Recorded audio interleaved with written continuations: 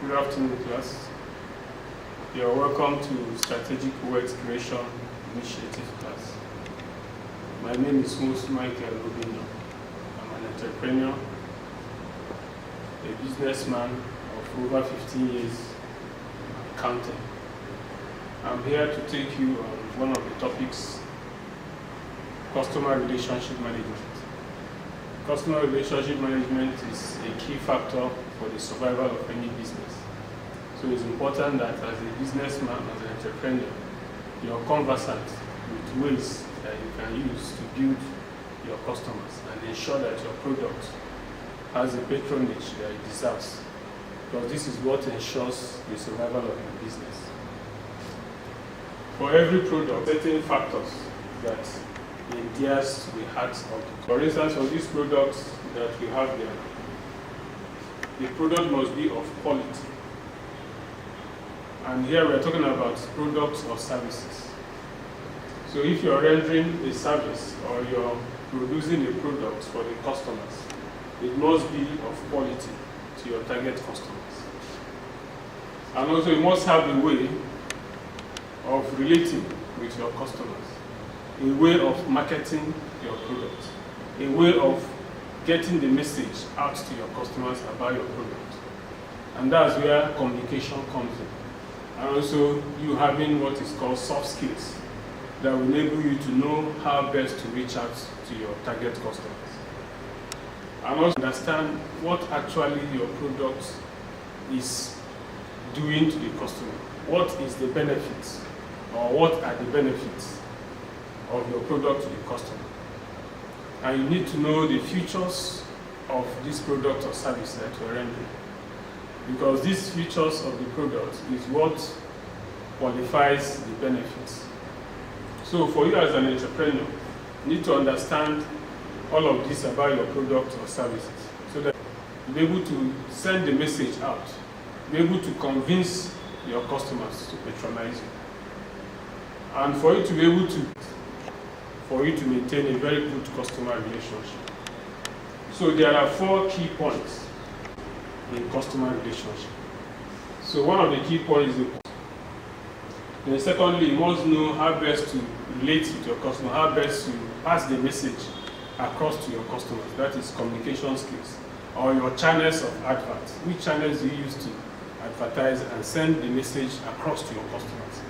Both to your current and also prospective customers. They need to know what you're providing. They need to know what you're offering.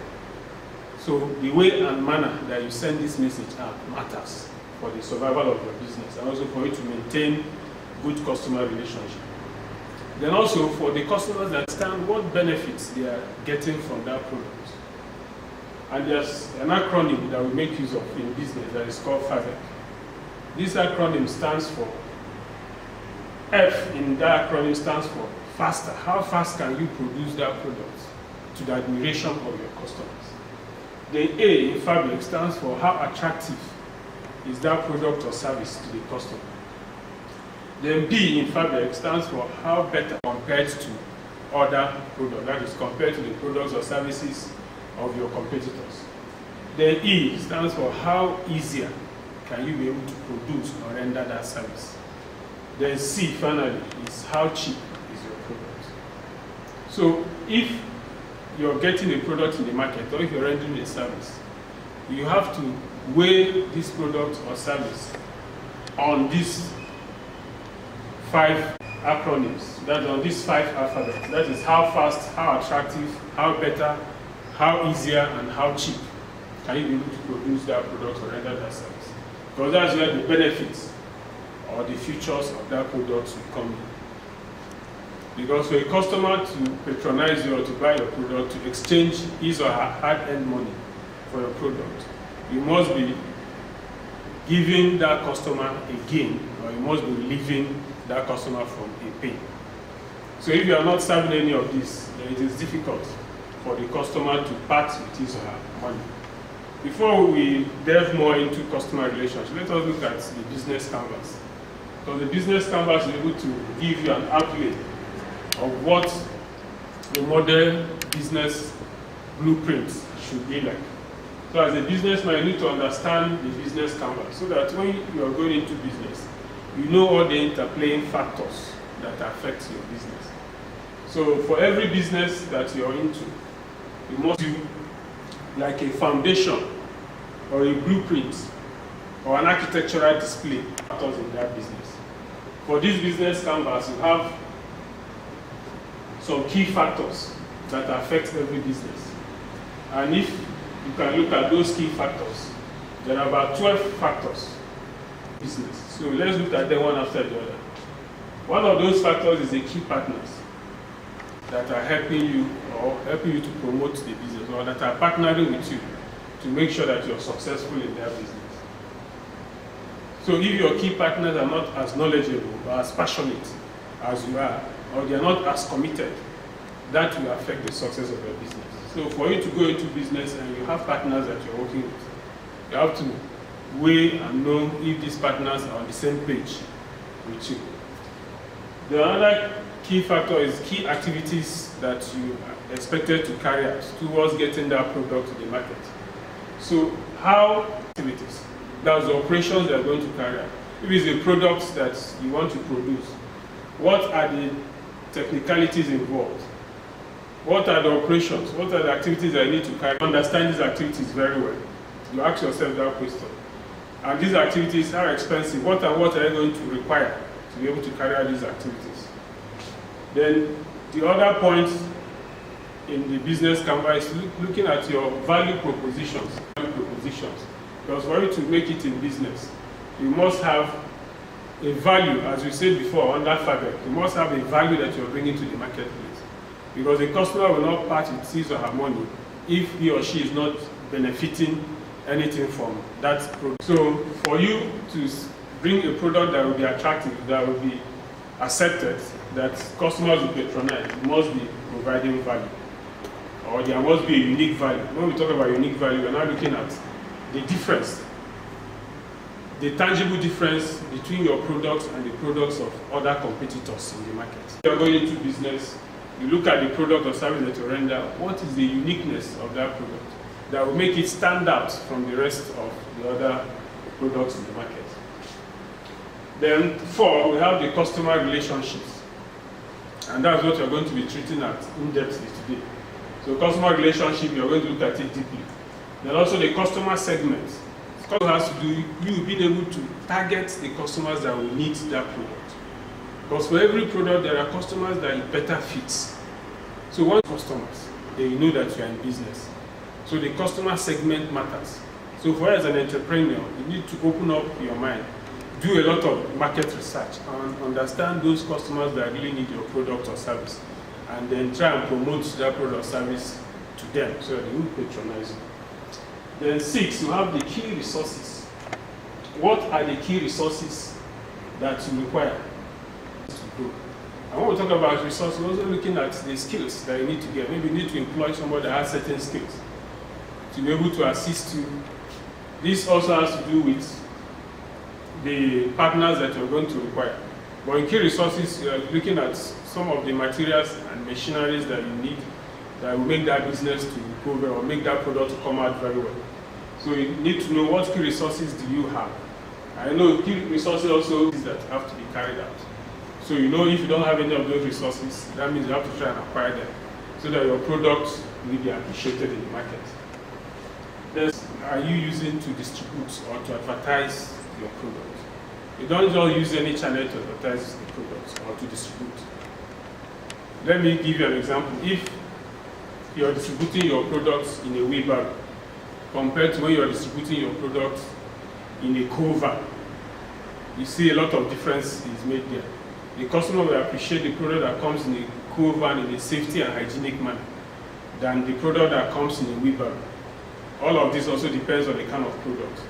But believe you me, if your product is something that has to do with edible products, you know it will not be hygienic distributing such products in a wheelbarrow. So the channel of distribution matters towards sustaining your business and also drawing the attention and the appreciation of your customers. 8, what is the cost structure of your business? Which areas are you going to spend money?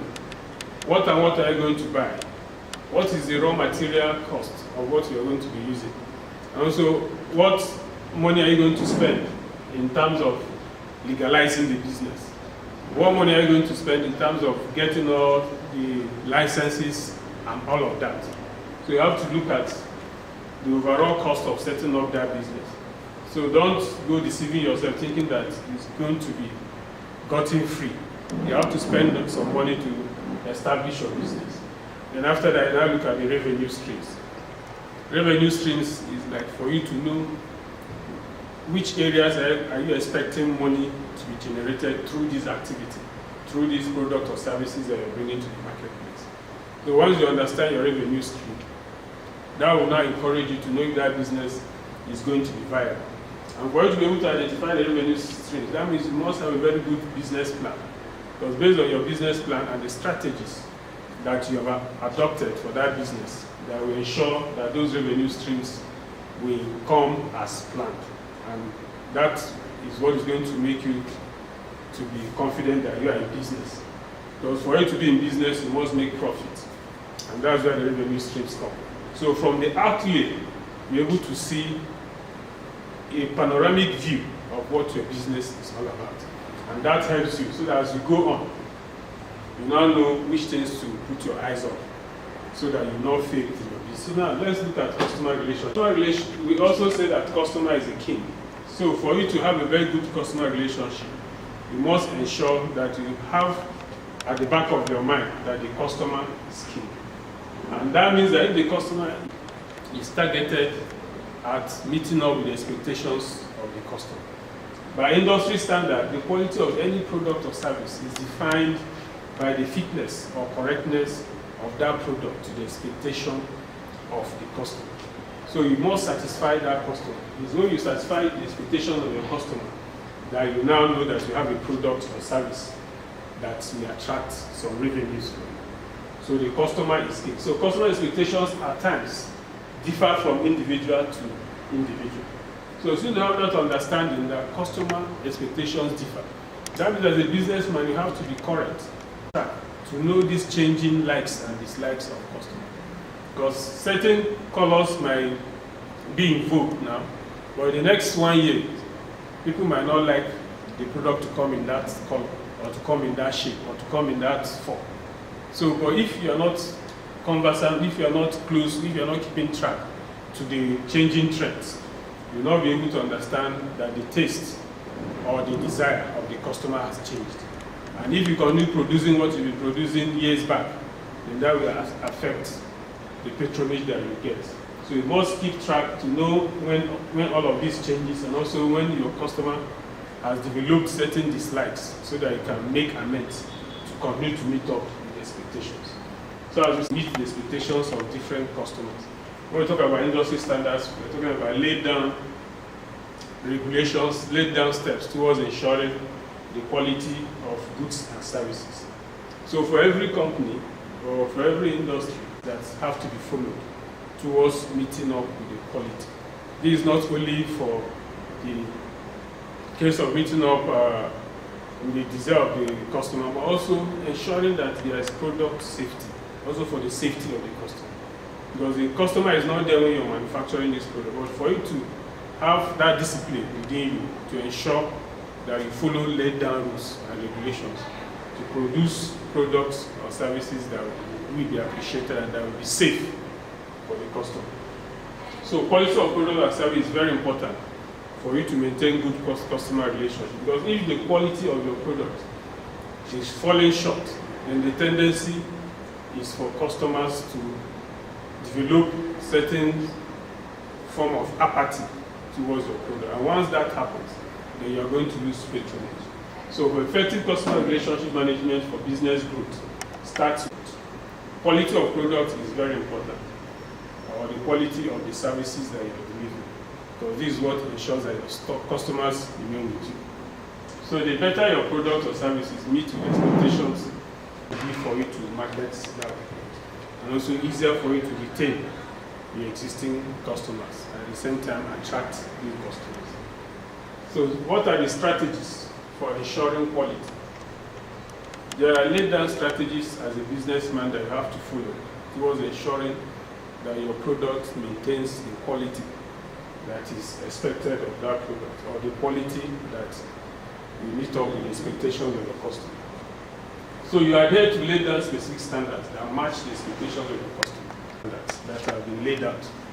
So it is important so that as you do this, you don't cut down corners, because the tendency for most businessmen to, maybe for where certain raw materials are not available, decide to reduce the dosage or reduce the composition of that product in order to be able to cut down corners and they make more profit. As you indulge in such habits or such acts, the tendency is that the customer will notice that the product that you produced a few weeks back is different from what you have produced now. So they start developing that mistrust. And once there is no trust, then the tendency is going to lose customers. So it's good for you to always adhere to lay down standards and make sure that you're consistent with the quality of your product. They have to embrace modern methods. I know that you realize that for you to be able to achieve high quality standard, you must introduce modern methods, introduce modern machineries, use of updated instruments or equipment that will ensure that the output that you take to the marketplace is of quality, is of standard, that will be appreciated by the customer. So, and as you do all this, you know there are laid down rules by the regulators. For manufacturers, for those who are into food and drugs, you have to adhere and be responsible to the laid down regulations and standards of organizations like the NAFDAC, or Standard Organization of Nigeria, and then customer care units of most of these agencies, so that you don't produce a product that will be unsafe to the customer. And for most manufacturers, they have it that helps to guide them towards ensuring the safety and quality of their product. We know that the cost of maintaining quality is very high. So as a businessman, you have to be conscious of how much you spend in maintaining quality. Because if at the end of the day you spend so much money in ensuring that you get a qualitative product, and then you cannot sell in the market, maybe you now overprice your product, it becomes a challenge. So as a businessman, you need to weigh the two options and make sure that you come with something that will give you a good advantage in the market. So that you come with a product that will not be overpriced in the market. So that means you have to be up to your game and know what is the industry standards, and also which ways or which cheaper ways that people are going about achieving that same quality. Next slide. Now that you've been able to produce the product and the product is of quality, how do you now pass this message across? How do you now interact with the customers? How do you now interface? This is where communication is what we call the soft skills of how to manage customers. In developing soft skills, you must have an effective communication skills. And also you must have empathy for the customer. And also you must have that confidence for effective networking. If you're the kind of person that doesn't have that interpersonal relationship, it becomes difficult for you to be able to reach out to people, talk to them about your product, convince them to purchase your product, then that becomes a challenge. But it doesn't mean that you have to do everything as a businessman. You can have a partner that is good at that, who can be doing the talking, who can be doing the marketing for you.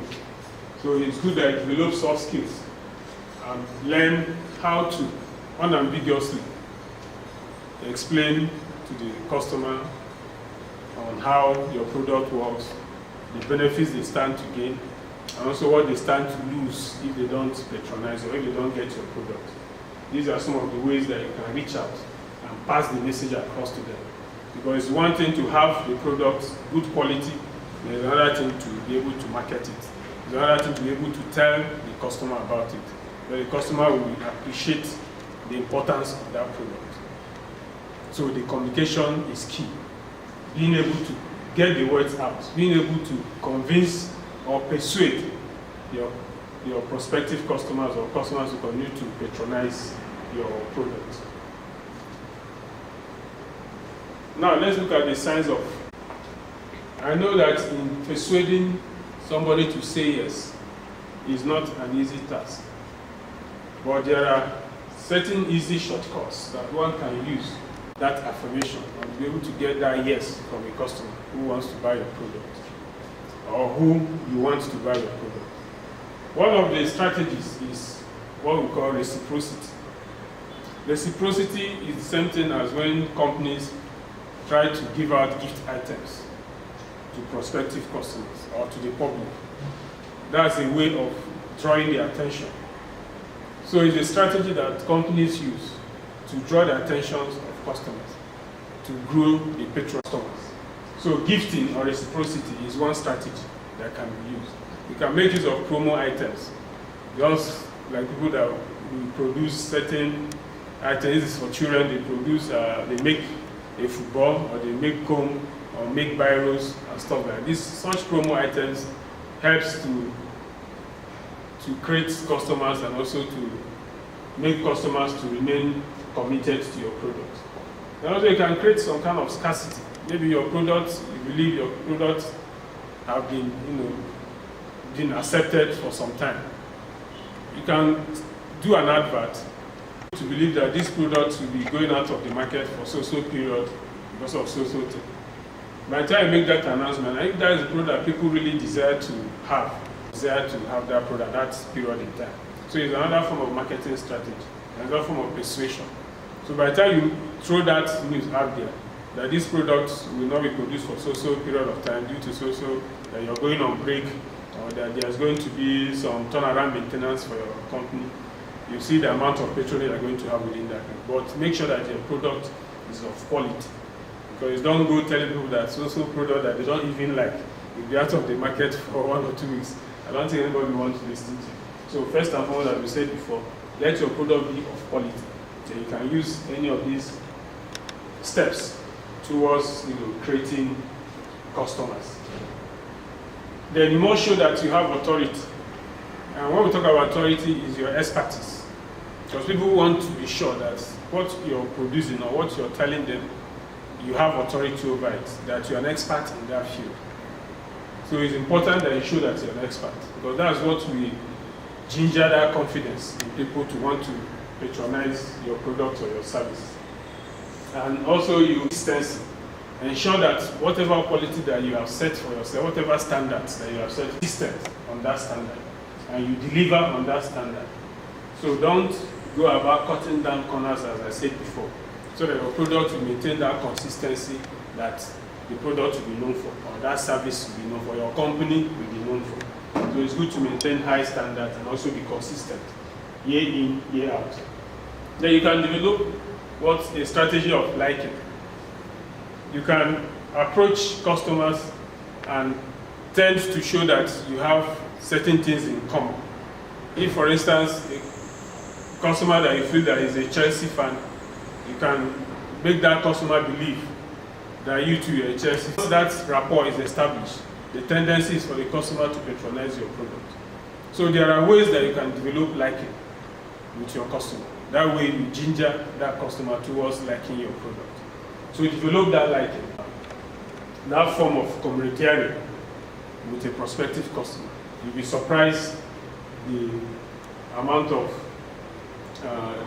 closeness that you're going to derive from that, and that way you will start patronizing your product. Then also develop consensus. That's what we call value additionals. Those that will help your value. I want to talk about those that will help your value. You're looking at some personalities, like celebrities that you know that they have acceptance within a society or within a community, like footballers, most of these comedians that are known. You can talk to one of them to help promote your product. So for people knowing that such a person makes use of that product, it creates some kind of consensus, it creates some kind of attraction for your product. So that's another way of persuading customers to patronize your product or services. Having somebody that is well known, a celebrity, a football star, or a sports celebrity or even a politician that is highly regarded within that community, people to be able to add value or be able to enhance the visibility of your product. Customers, for every product, there must be benefits, as we'll be repeating. So don't joke with the benefit. What is the customer benefiting for your product? So it's of high importance. Anything for your product. It's difficult for you to sell that product because the customer made that money out of her or his own sweat. So he's definitely going to part with that money if he or she is sure of making some gains, or if that product or service is going to relieve some pains for him or her. So it is very important to let your target customers understand the unique value offerings of your product or service and why your product or service is worth their money. So you must have this at the back of your mind. Don't deceive yourself thinking that once your product comes into the market that you get patronage. It must serve certain purpose. It must be of value. You must give the customer some gain or relieve the customer of some pain. So develop a benefit versus features worksheet for your product. What we mean by developing a worksheet is where you have your product, you have all the features. Like for instance, you have a product, that means one of the features is the paintings that are on that product.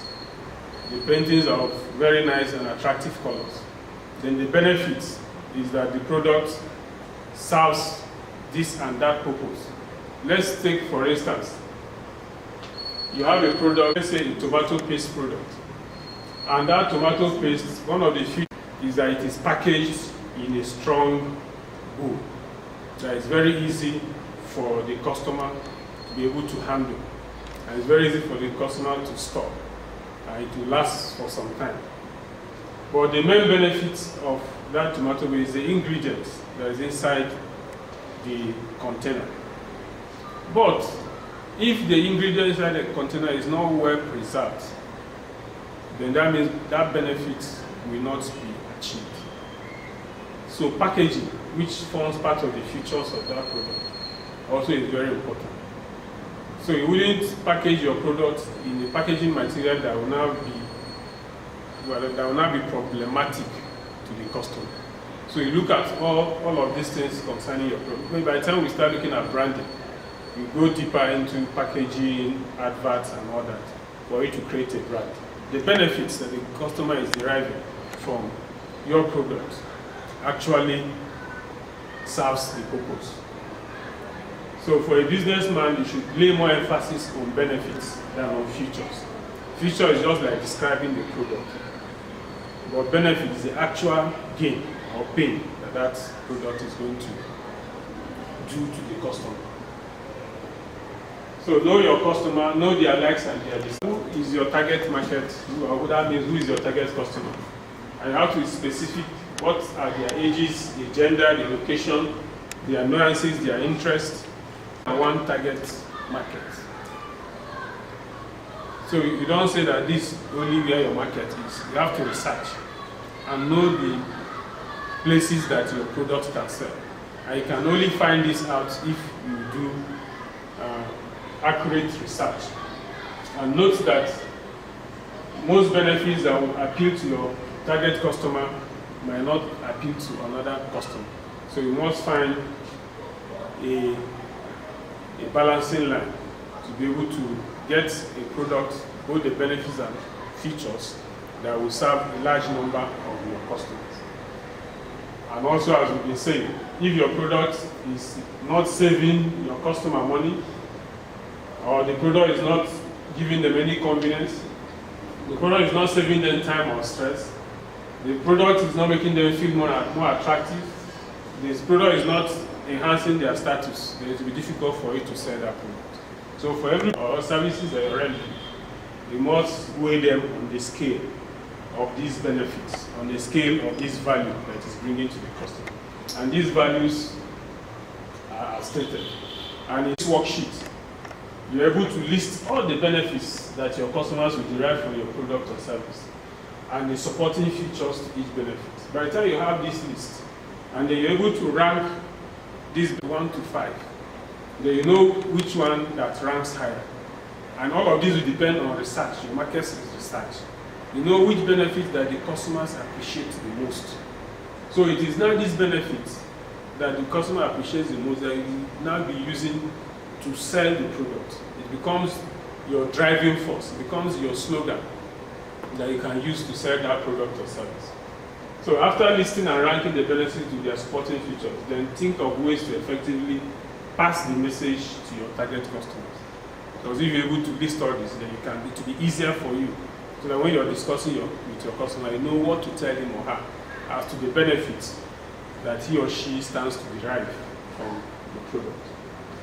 So you can use this as your cost, and develop flyers, you can use electronic media, and also by word of mouth, you can have a discussion class. So you can have a discussion forum where you can tell them about your product. So these are the moves. So this is an example of the benefits versus features worksheet. Target customer from 1 to 5, then what benefits will they derive, and what are the features. So once you're able to put all this down in black and white, it becomes clearer to you the benefits of that product or service that you're doing. So that when you are now marketing, when you are now talking to your customer, it is clear in your mind that this is what you're selling. Next step. Track of your customers. For those customers that come to patronize you, it's good that you keep track of them. And there are different ways that you can keep, because building a customer is just like tending to a farm. If you have a farmland, you should know when to water the farm, when to add chemicals, when to add fertilizer, and also when to weed that farm. And if you're not conversant with all these processes, these steps, or if you're careless about it, it will be difficult for you to be able to develop very good customer relationship. And there are softwares that you can use to do this. You have the Microsoft Outlook that you can use to store all the details about your customers, their names, their phone numbers, their date of birth, what's the last product that they purchased, what was their complaint. You have all of these details so that you can follow up and then keep track of your customer. Don't be lazy about it, because these are the people that make your business to tick. So if you don't follow them up, know what they are feeling, know what their complaints are, even send them birthday messages, be close to whatever events that is happening around them, so that you have that closeness. You mustn't do this on your own. There are softwares, as I said, that you can make use of to be able to cultivate a very good and warm relationship with your customers. So the only way you can keep them close, once in a while you call them. But don't make that mistake, because there are some customers that don't want to be disturbed. The more you keep calling them, it's like you're overburdening them. So you have to understand your customers, so that you know those that you need to call regularly and those that you don't need to call regularly, so that you don't make the mistake of scaring away some customers due to excessive calls. So these are ways that you can understand that customer relationship management is just like tending to a farm. That you need to know when to water, when to put fertilizer, when to weed, and also when to harvest. So these are the things that you have to be looking at as a good customer relationship manager. So if you're serving or you're in that portfolio of maintaining good customers for your company, you must have this at the back of your mind, that building good customer relations is just like tending to your garden or to your farm.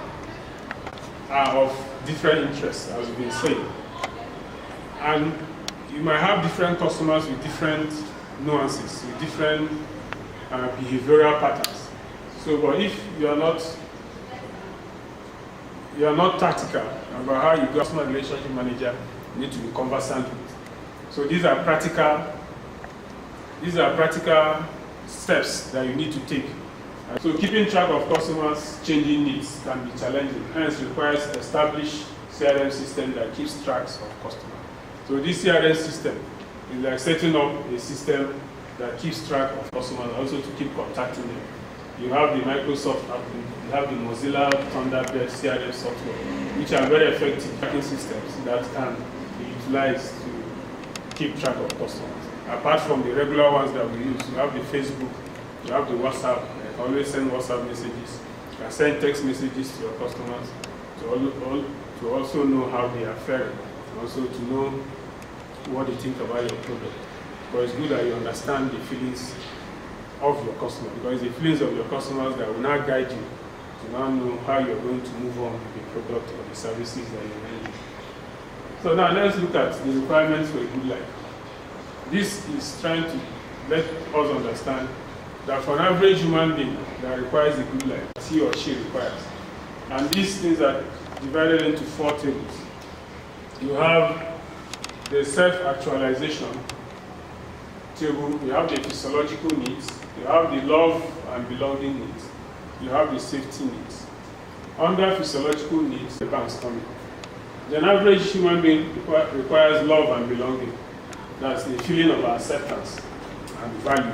He or she is valued in the society community. And also, an average person requires to be connected and to be respected. So all of these needs, under self-actualization, an average human being to have a good life wants some justice, and also to be creative, and also to be able to solve problems that come to him or her at every point in time. Have that ability and capacity to do that. And be trying to be the best that he or she can be in life. You have all the opportunities, the environment is very encouraging, you have an enabling environment to do all that. And you aspire to reach the highest goal that you've dreamt about. So for all of these needs of man, you can set up a business around all of this. That's why we are bringing out this table to show us that these are the needs of man. And for all of these needs, businesses can be built around these needs. Or beverage business. For the fresh air, you know that. But for those who are in the hospital, there are people that are manufacturing oxygen, purified air, for those who are in intensive ward. So that's a form of business. So we wouldn't say that fresh air, that there's no way that you can go into producing fresh air. But for those who are in the intensive care unit, they require fresh air. There are people that are producing purified oxygen to be able to serve that need. And to sleep, you need a conducive environment to sleep. People are producing foam to enable people to sleep uncomfortably. And they are serving that for entrepreneurs. As we go into setting up our businesses, we have it at the back of our mind that these are the needs of an average man. So each of these needs, the business can be built around. Next. Thank you for questions. If you have any question, any area that we didn't touch or we didn't extrapolate very well, let us know so that we can throw more light and expatiate on them. And I believe that by the time you start asking your questions, you'll be able to address them thoroughly so that you'll have better understanding. And I pray that you'll be around when we'll be treating marketing and branding, so that we'll see how you can brand your product, so that we'll see that branding is not all about tactics. Branding is all about strategy. You need to have a strategy to establish a brand for your business. And that's part of customer relationship, that people have emotional attachment to. And that means you're on your way towards growing what we call brand capital or brand equity that will help your business to continue to grow. Thank you very much for your time. See you next time.